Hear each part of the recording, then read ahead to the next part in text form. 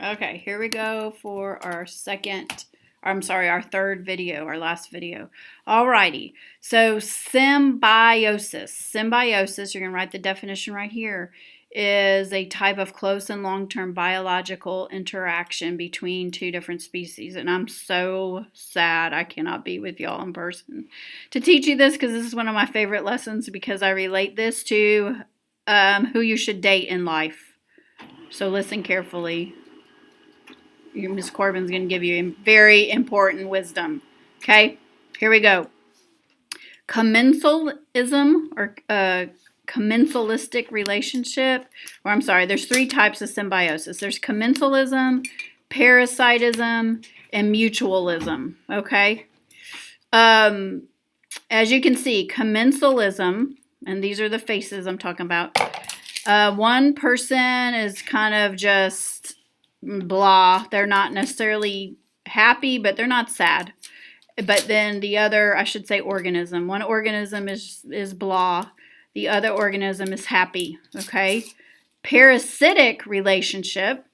One person is literally getting part of their head bit off, and they're sad about that. Guess what? This is the relationship I don't want you to be in. Okay. Anyway, one organism is sad because they are basically, their life is getting taken away.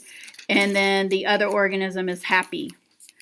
And then the third type of symbiosis is mutualistic. And this is a great type of relationship we should all strive for, where both organisms are mutually benefiting from the relationship. Okay? So here we go. Commensalism, okay?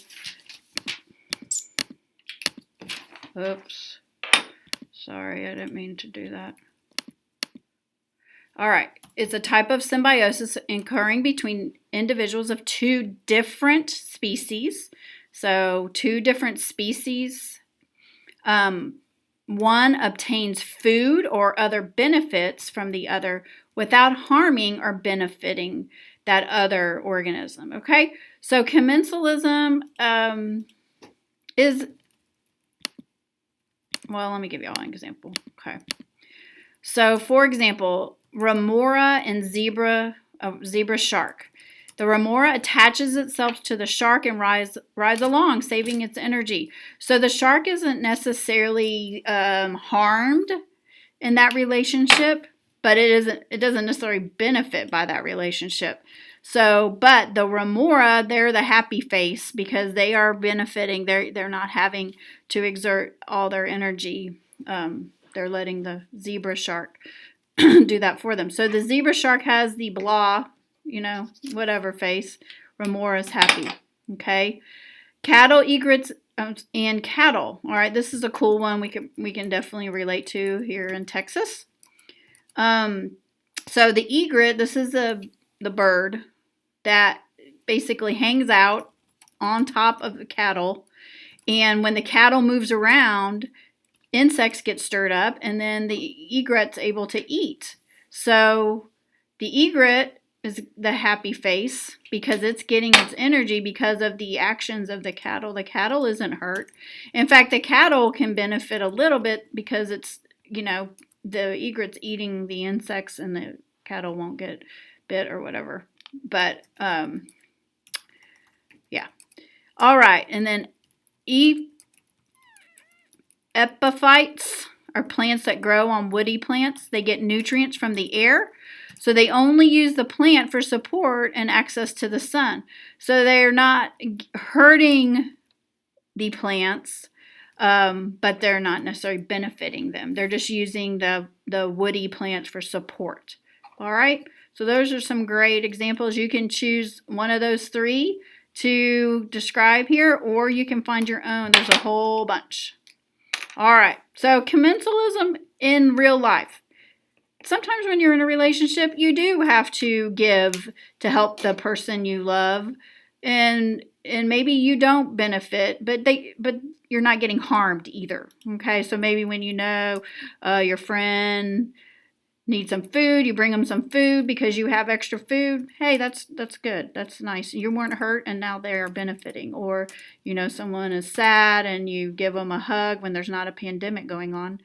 that is also showing commensalism. Okay, so in relationships in real life, that's an okay relationship to have, and every relationship's going to have that at some point. Okay, all right. Now let's talk about a parasitism or parasitism. Parasites. Parasites. Y'all know about parasites, right?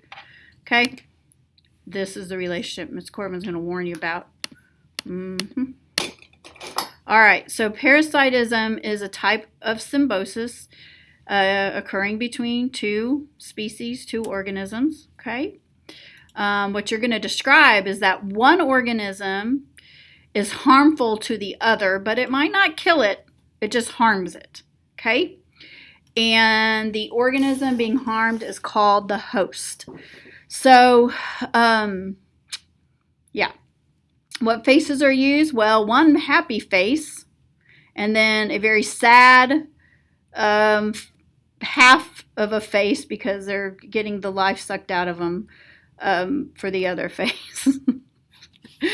And let me go farther with these examples. All right. Now, those are gross, but it's just the truth. All right, pinworms. Pinworms are small, thin, white roundworms that can negatively affect people. They can hurt you, get into your digestive system, and basically take your nutrients and make you very sick. I know dogs, if you ever had a dog or puppy, puppies get worms really bad or really easily, and it hurts them. They have to be dewormed and treated, okay? So worms are an example of a parasite where they harm the host, the organism that they are a part of. Head lice, yay, head lice. Head lice are insects that feed off the scalp of humans. If you've ever lived in, you've either known someone or gotten head lice yourself, by the way, people with cleaner hair get head lice, so don't worry if you have ever had it. So head lice is a perfect example of a parasitism because the lice is getting life. It's getting its energy from the host. Now, the host doesn't die from it, but it definitely affects them, okay? Their blood is getting sucked out of them. Gross. All right, scabies. This is another fun one. Scabies is basically body lice, okay? And again, these are all considered a parasite. These are all parasites, parasitism. Now, I want to talk to you about real life. In real life, there's going to be people, friends, boyfriend, girlfriend, whoever, that will try to suck the life out of you. They may mentally do it, and God forbid they physically do it, but you need to run really far from those people, like super duper far. Don't ever let anyone think that it's ever okay for them to harm you and literally suck the life out of you. So please do that for me. I'm serious. I mean, I'm being funny, but I'm being serious too. Okay? So I'm giving you this warning. There will be people that will come in your life that will be harmful. And just stay away from them. All right? You're worth way better than that. All right. Next. This is the relationship we all should strive for in our friendships and our future relationships. Okay? Mutualistic. Yay. Everybody's happy. Oops. Sorry.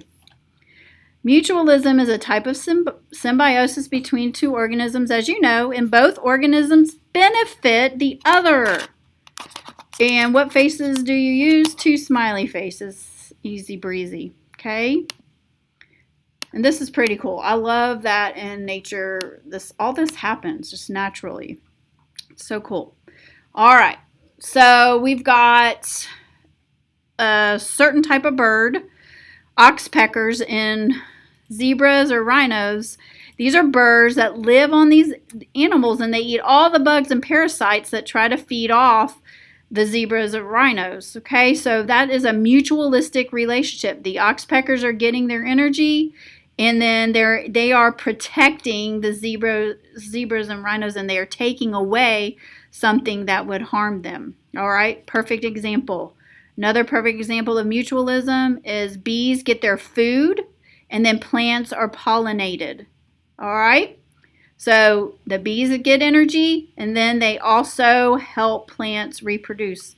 Awesome. All right. Sea anemones and clownfish. If you've ever seen Nemo, Finding Nemo, you know about this, okay? Clownfish are able to hide in a safe place, a sea anemone, and they're protected from their predators, which are certain types of fish, okay? There is sea anemones also benefit from it, unless if they don't, then this would be more of a commensalism than mutualism. So they don't tell us how the sea anemone,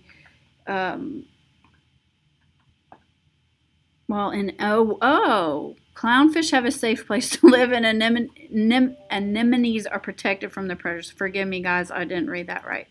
Okay, so there's the mutualistic examples. All right, so parasitism. Remember, you get the life sucked out of you. That's that one. Mutualism. That's when both people are happy. That's the relationship you should always strive for. Commensalism. One person is happy, they're benefiting, or organism. The other is not benefiting nor being harmed by it. And that's not a bad relationship either. It's okay. All right, and I think that's it. So down here, you're going to answer in your actual human relationships, which type does Miss Corbin say you should always avoid, and then why should you avoid it? And now you're done for this week. I'm sorry, for this activity. And then tomorrow, you're going to do something you'll enjoy, I promise. All right, guys, please make sure you've submitted this through Canvas so that you can get credit, all righty? Love you guys. Bye.